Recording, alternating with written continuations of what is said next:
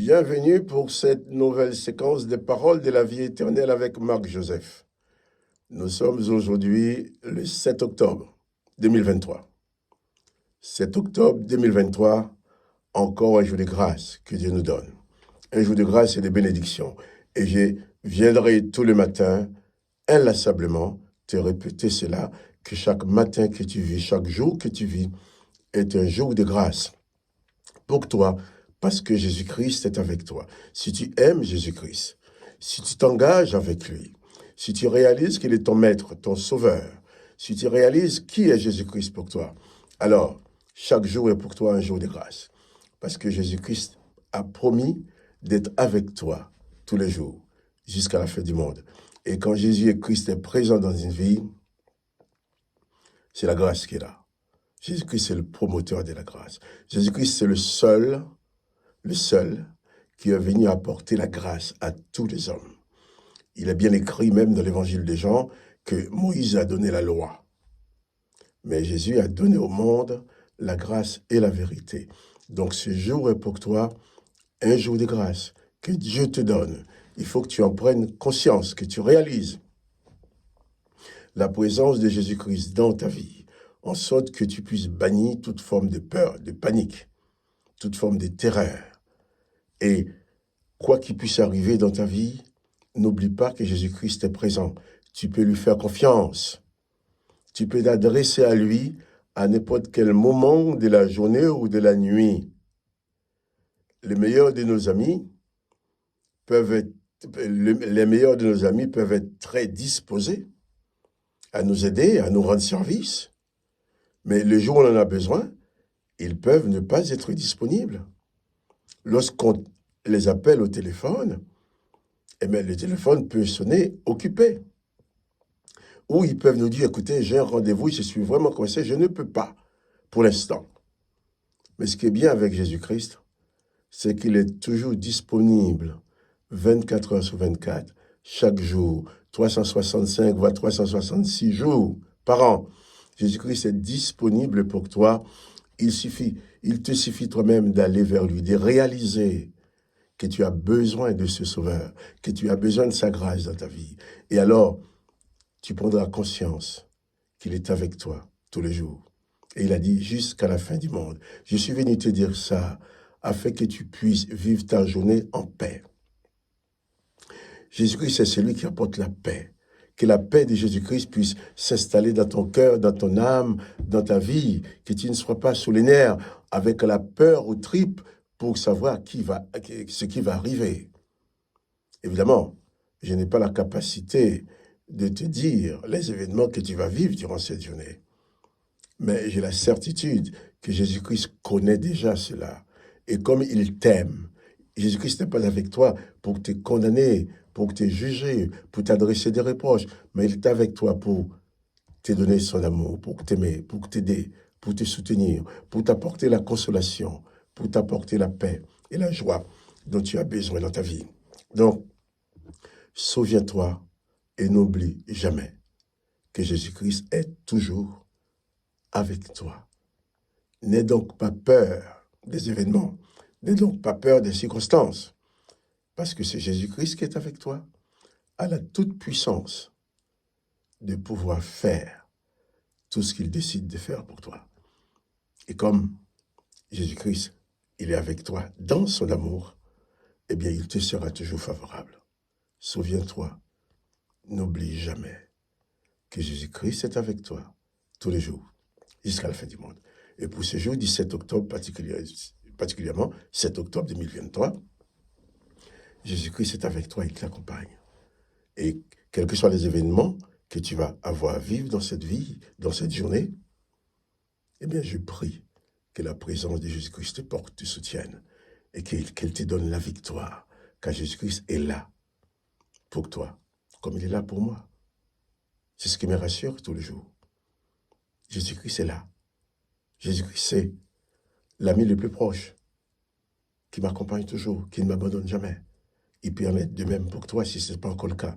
Mais si c'est le cas, tâche de ne pas te laisser entraîner dans l'oubli par les événements, au point d'oublier cette présence bienfaisante qui est celle de Jésus-Christ dans ta vie. Je vais lire avec toi, comme chaque matin, un passage de l'Évangile. Hier, nous avons lu l'histoire de Jésus qui a été crucifié. Ensuite, il y avait Joseph d'Arimathée, une autorité parmi les Juifs, qui a décidé de demander à Pilate le corps de Jésus-Christ. Et il a mis ce corps dans une tombe et il a roulé une pierre devant l'entrée de la tombe.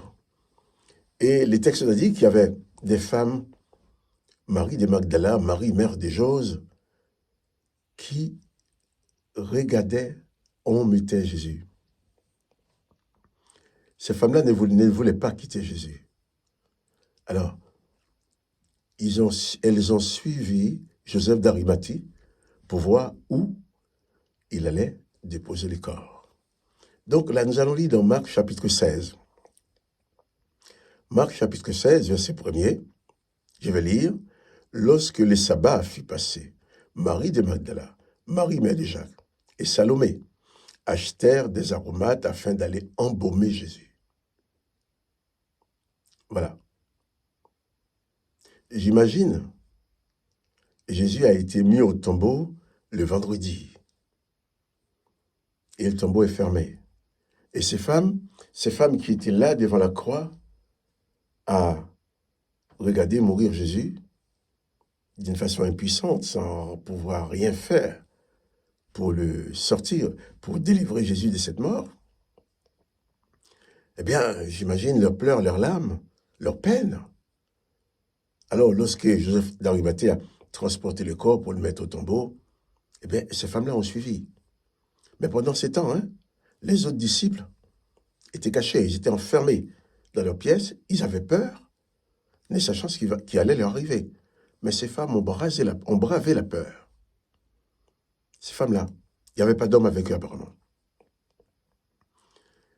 Elles ont bravé la peur, elles ont maîtrisé leur peur pour suivre Joseph d'Arimathée, pour aller voir où il allait mettre le corps. S'étant rassuré que le corps était bien dans le tombeau, eh bien, j'imagine la journée de samedi et la journée de dimanche, de Pessah, de Pâques. Je ne sais pas comment ces femmes l'ont vécu, mais je sais qu'ils l'ont vécu, comme les autres disciples d'ailleurs. Ils ont vécu ces 2 jours, ces 3 nuits, la nuit du vendredi, la nuit du samedi, la nuit du dimanche. Ils ont, tous, que ce soit les femmes ou les disciples qui étaient cachés, ils ont vécu ces 3 nuits dans la peine, dans la douleur. Et le texte nous dit là dans Marc 16, lorsque les sabbats furent passés après, donc le lundi matin, ces femmes-là voulaient s'occuper de Jésus. Alors, comme Jésus a dit qu'il était avec nous tous les jours jusqu'à la fin du monde, j'ai l'impression que ces femmes aussi ne voulaient pas quitter Jésus.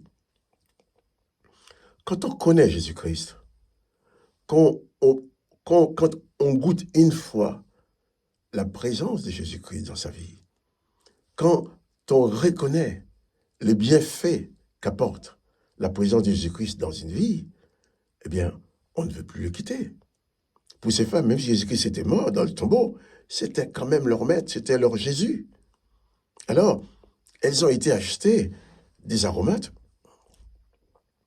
pour aller embaumer le corps de Jésus. Alors, Jésus a tout fait pour eux, pour elles. Jésus les a guéris, les a bénis, les a instruits, et les a encouragés, et les a fortifiés. Jésus les a fortifiés. Mais elle voulait faire quelque chose pour Jésus. Et moi, aujourd'hui, est-ce que je peux faire quelque chose pour Jésus? Et toi? Bien sûr, Jésus n'est plus dans le tombeau. Jésus n'a plus besoin qu'on apporte des aromates pour son corps. Mais chacun peut faire quelque chose pour Jésus. Je vais donner un exemple. Quand tu trouves quelqu'un dans la détresse, tu lui apportes ton aide. Quelqu'un qui a faim, tu lui donnes à manger. Quelqu'un qui est en difficulté, tu fais tout ce que tu peux pour l'aider. Quand tu fais ça, tu le fais pour Jésus. Jésus-Christ a dit, celui qui fait du bien à un petit bébé, à l'un de ces plus petits qui existent dans le monde. À chaque fois que tu fais ça à l'un de ces plus petits, dit Jésus, c'est à moi que tu le fais. Ces femmes voulaient faire quelque chose pour Jésus. Et soit si tu veux faire quelque chose pour Jésus, va au secours de ceux qui sont en difficulté. Vas-y dans le nom de Jésus. Fais comme ces femmes-là qui voulaient. Hein? Même Jésus mort, elle voulait faire quelque chose pour Jésus. Et encore aujourd'hui, chacun de nous a le pouvoir de faire quelque chose pour Jésus. Quand tu tends la main à un malheureux, tu le fais pour Jésus. Puisque Jésus dit, à chaque fois que tu fais quelque chose pour ces pauvres, pour cet enfant-là, pour cette personne en difficulté, à chaque fois que tu lui fais du bien, c'est à moi que tu le fais. Et cela sous-entend qu'à chaque fois que tu lui fais du mal, c'est à Jésus que tu le fais aussi.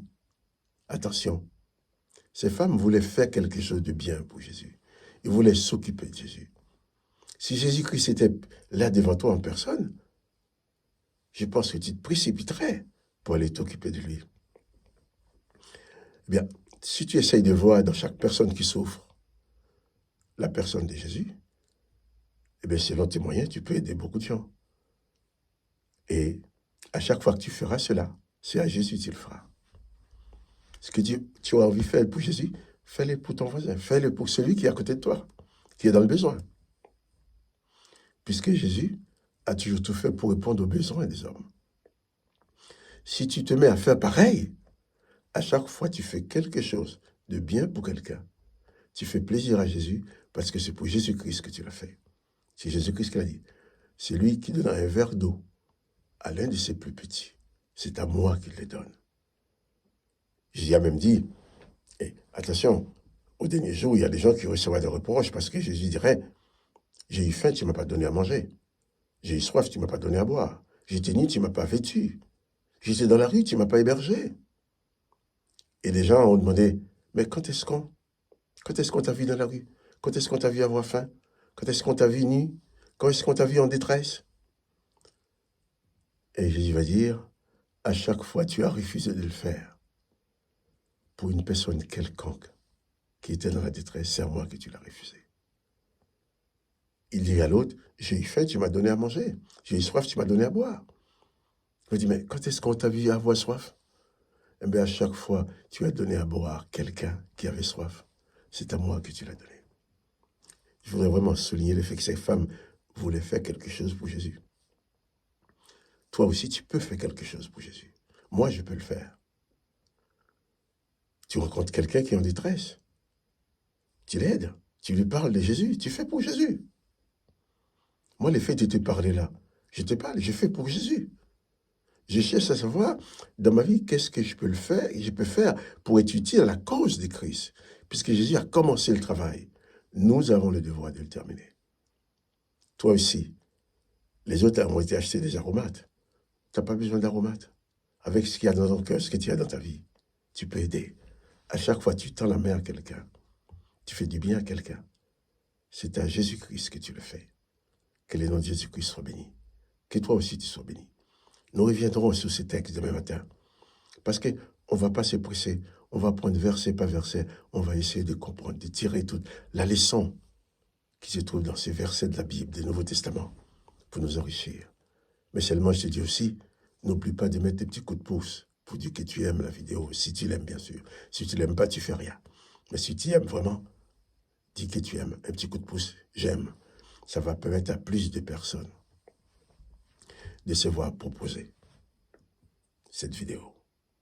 Que le nom du Seigneur Jésus soit béni. Que toi aussi tu sois béni. Mais surtout, souviens-toi et n'oublie pas que Jésus-Christ est avec toi. Pas de panique. Jésus-Christ ne t'abandonnera jamais. Sois béni et à demain.